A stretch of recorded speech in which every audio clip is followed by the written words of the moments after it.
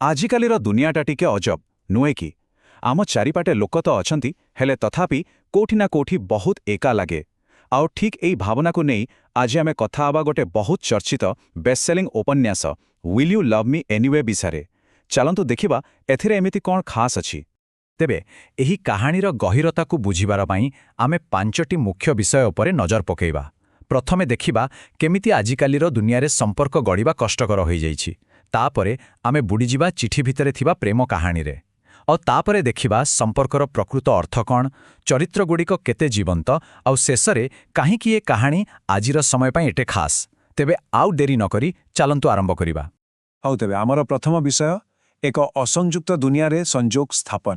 ଏଇଟା ହିଁ ଆଧୁନିକ ଏକାଙ୍କୀପଣର ସେହି ବିଡ଼ମ୍ବନା ଯାହା ଉପରେ ପୁରା ଉପନ୍ୟାସଟି ତିଆରି ହୋଇଛି। ଏଟା ଗୋଟେ ବଡ଼ ପ୍ରଶ୍ନ ଯେ ଏତେ ସହଜରେ ଯୋଡ଼ି ହେବାର ସୁବିଧା ଥାଇ ବି ଏତେ ଲୋକ ଏକାକୀ କାହିଁକି ଅନୁଭବ କରନ୍ତି? ଆଉ ଏଇ ପ୍ରଶ୍ନଟା ହିଁ ପୁରା ଆଲୋଚନାର ମୂଳତ୍ୱା। ମାନେ ଆମ ଚାରିପଟେ ତ ଲୋକ ଭର୍ତ୍ତି, ହେଲେ ଗୋଟେ ପ୍ରକୃତ ଗଭୀର ସମ୍ପର୍କ ପାଇଁ ମନଟା ଖାଲି ଛଟପଟ ହେଉଥାଏ। ଆଉ ଜାଣିଛନ୍ତି, ଏଇ ଯୋଉ ଅନୁଭବଟା ଏଇଟା ଆଜିକାଲିର ଗୋଟେ ବହୁତ ବଡ଼ ସମସ୍ୟା। ଆଉ ଠିକ୍ ଏଇ ପୃଷ୍ଠଭୂମି ଉପରେ ହିଁ ଉପନ୍ୟାସଟି ଆଗକୁ ବଢ଼େ। ତାହେଲେ ଏହି ସମସ୍ୟାର ସମାଧାନ କ'ଣ? ଆସନ୍ତୁ ଆମର ଦ୍ୱିତୀୟ ଭାଗକୁ ଯିବା, ଚିଠିରେ ଏକ ପ୍ରେମ କାହାଣୀ। କାରଣ ଏଇଟା ହିଁ ତ ୱିଲ୍ ୟୁ ଲଭ୍ ମି ଏନିୱେର ମୂଳ ଆଧାର। ଚାଲନ୍ତୁ ଦେଖିବା ଏହି ବହିଟି ଏକାକୀପଣରୁ ବାହାରିବା ପାଇଁ କେମିତି ଏକ ସମ୍ପୂର୍ଣ୍ଣ ଅଲଗା ରାସ୍ତା ଦେଖାଉଛି। ତେବେ କାହାଣୀଟା କ'ଣ? ଏଇଟା ଏକ ଆଧୁନିକ ପ୍ରେମ କାହାଣୀ। ଏମିତି ଦୁଇଜଣ ଅଜଣା ଲୋକଙ୍କର ଯେଉଁମାନେ ପରସ୍ପରକୁ ଦେଖିବା ଆଗରୁ କେବଳ ଚିଠି ଆଉ ଶବ୍ଦ ମାଧ୍ୟମରେ ହିଁ ଗଭୀର ପ୍ରେମରେ ପଡ଼ିଯାନ୍ତି। ମାନେ ଏଥିରୁ ଗୋଟେ କଥା ସ୍ପଷ୍ଟ ହେଉଛି ଯେ ପ୍ରକୃତ ସମ୍ପର୍କଟା ବୋଧେ ଶାରୀରିକ ସ୍ତରରୁ ନୁହେଁ, ବରଂ ମାନସିକ ସ୍ତରରୁ ଆରମ୍ଭ ହୁଏ। ଆଉ ଏହି କାହାଣୀର ଦୁଇ ମୁଖ୍ୟ ଚରିତ୍ର, ସେମାନେ ତ ପୂରାପୂରି ଅଲଗା। ଗୋଟେ ପଟେ ଅଛି ଶାୟରା, ଯାହା ପାଖରେ ସବୁ କିଛି ଅଛି, ଚାକଚକ୍ୟ, ସଫଳତା, ହେଲେ ଭିତରେ ଭିତରେ ସେ ପୁରା ଖାଲି, ପୁରା ଏକା। ଆଉ ଅନ୍ୟପଟେ ବିଶାଲ, ଯାହା ପାଖରେ ବାହାର ଦୁନିଆ ପାଇଁ କିଛି ନାହିଁ, ହେଲେ ତାହା ଭିତରେ ଭାବନାର ଏକ ପୁରା ସମୁଦ୍ର। ତେବେ ଏହି ଦୁଇଟି ସମ୍ପୂର୍ଣ୍ଣ ଅଲଗା ଦୁନିଆ କେମିତି ଏକାଠି ହୁଅନ୍ତି? ସେଇଟା ହିଁ ତ ଏ କାହାଣୀର ଅସଲ ଯାଦୁ। ହଉ ତେବେ ଆମର ତୃତୀୟ ଭାଗକୁ ଆସିବା, ଏହି ବନ୍ଧନର ଗଭୀରତାକୁ ବୁଝିବା। ମାନେ ଏହି ଉପନ୍ୟାସର ମୁଖ୍ୟ ବିଷୟବସ୍ତୁ କ'ଣ?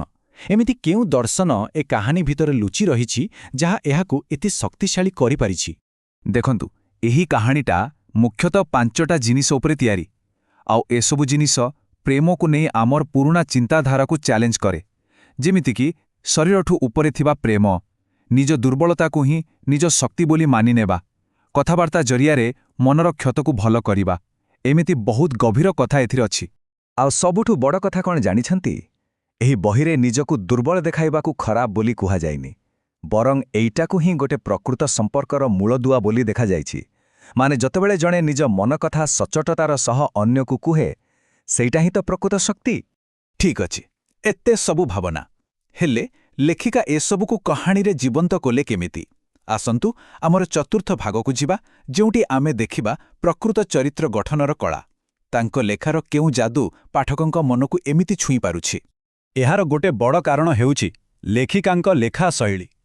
ସମୀକ୍ଷକମାନେ ବି କୁହନ୍ତି ଯେ ତାଙ୍କ ଲେଖା ଏତେ ହୃଦୟସ୍ପର୍ଶୀ ଆଉ ସ୍ନେହରେ ଭରା ଯେ ତାହା କେବେ ବି ବନାବଟି ଲାଗେନା। ଆଉ ଏହି ଶୈଳୀ ପାଇଁ ହିଁ ପୁରା କାହାଣୀଟା ବହୁତ ନିଜର ଆଉ ବାସ୍ତବିକ ମନେ ହୁଏ। ତାଙ୍କ ଲେଖାର କୌଶଳକୁ ଯଦି ଆମେ ଭାଙ୍ଗିକି ଦେଖିବା, ତେବେ 4ଟା ମୁଖ୍ୟ ଜିନିଷ ସାମ୍ନାକୁ ଆସିବ। ପ୍ରଥମତଃ ତାଙ୍କର କବିତା ଭଳି ଗଦ୍ୟ, ଯାହା ସିଧା ମନ ଭିତରକୁ ଯାଏ। ଦ୍ୱିତୀୟରେ ଚରିତ୍ରଗୁଡ଼ିକ ଏତେ ଭାବପ୍ରବଣ ଯେ ସେମାନଙ୍କ ସହ ନିଜକୁ ଯୋଡ଼ିବା ବହୁତ ସହଜ ହୋଇଯାଏ। ତୃତୀୟରେ କାହାଣୀର ଗତି ଏକଦମ ସ୍ୱାଭାବିକ। ଆଉ ଶେଷରେ ସେମାନଙ୍କ ଜୀବନର ସଂଘର୍ଷଗୁଡ଼ିକ ଏତେ ବାସ୍ତବିକ ଲାଗେ ଯେ ପୁରା କାହାଣୀ ଉପରେ ବିଶ୍ୱାସ ଆସିଯାଏ। ଆଉ ଜାଣିଛନ୍ତି, କଥାଟା ଖାଲି ଶାୟରା ଆଉ ବିଶାଳଙ୍କ ଭିତରେ ସୀମିତ ନୁହେଁ। ରୁଇ ଆଉ ମିଲାଙ୍କ ଭଳି ଯେଉଁ ସାଙ୍ଗମାନେ ଅଛନ୍ତି, ସେମାନେ ବି କାହାଣୀରେ ଗୋଟେ ନୂଆ ରଙ୍ଗ ଭରନ୍ତି। ପ୍ରେମକୁ ନେଇ ସେମାନଙ୍କର ଅଲଗା ଅଲଗା ଚିନ୍ତାଧାରା କାହାଣୀର ଦୁନିଆକୁ ଆହୁରି ବଡ଼ ଆଉ ଜୀବନ୍ତ କରିଦିଏ। ଏସବୁ ପରେ ଆସୁଛି ଆମର ଶେଷ ଏବଂ ସବୁଠୁ ଗୁରୁତ୍ୱପୂର୍ଣ୍ଣ ପ୍ରଶ୍ନ।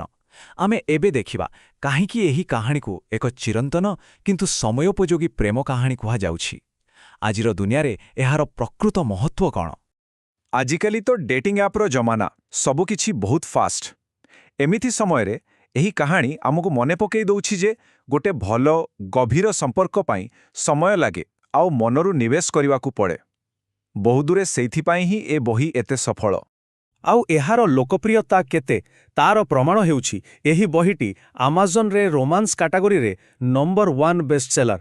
ଏଥିରୁ ହିଁ ସ୍ପଷ୍ଟ ଜଣାପଡ଼ୁଛି ଯେ ଲୋକମାନେ ଏହାର ବାର୍ତ୍ତା ସହିତ କେତେ ମାତ୍ରାରେ ଯୋଡ଼ି ହୋଇପାରୁଛନ୍ତି। ହଁ, ଗୋଟେ କଥା ମାନିବାକୁ ପଡ଼ିବ, ଏହି ବହିର ଅସଲ ମଜା ହେଉଛି ଏହାର ଭାବନାତ୍ମକ ଗଭୀରତା। ତେଣୁ ଯଦି କେହି ବହୁତ ଦ୍ରୁତ ଗତିର କାହାଣୀ କିମ୍ବା ବହୁତ ଆକ୍ସନ୍ ଖୋଜୁଛନ୍ତି, ତାହେଲେ ହୁଏ ତାଙ୍କୁ ଏଇଟା ସେତେଟା ଭଲ ନ ଲାଗିପାରେ। କିନ୍ତୁ ଶେଷରେ କହିବାକୁ ଗଲେ, ଯିଏ ବି ପ୍ରକୃତ ଆଉ ଗଭୀର ସମ୍ପର୍କର ଶକ୍ତି ଉପରେ ବିଶ୍ୱାସ କରେ, ତା ପାଇଁ ଏହି ବହିଟି ପଢ଼ିବା ଏକଦମ ଜରୁରୀ। କାରଣ ଏଇଟା ଆମକୁ ମନେ ପକାଇଦିଏ ଯେ ପ୍ରେମର ସବୁଠୁ ସୁନ୍ଦର ରୂପ ଧୈର୍ଯ୍ୟ ଆଉ ସଚ୍ଚୋଟତାର ମାଟିରୁ ହିଁ ଫୁଟିଥାଏ। ତେବେ ଯିବା ଆଗରୁ ଗୋଟେ ପ୍ରଶ୍ନ ସମସ୍ତଙ୍କ ପାଇଁ। କ'ଣ କେବଳ କାହାର ଶବ୍ଦ ପଢ଼ି ତା ପ୍ରେମରେ ପଡ଼ିଯିବା ସମ୍ଭବ? ଏହି ପ୍ରଶ୍ନର ଉତ୍ତର ନିଜେ ନିଜେ ଟିକେ ଭାବି ଦେଖିବେ। ଆଜି ପାଇଁ ଏତିକି। ଧନ୍ୟବାଦ।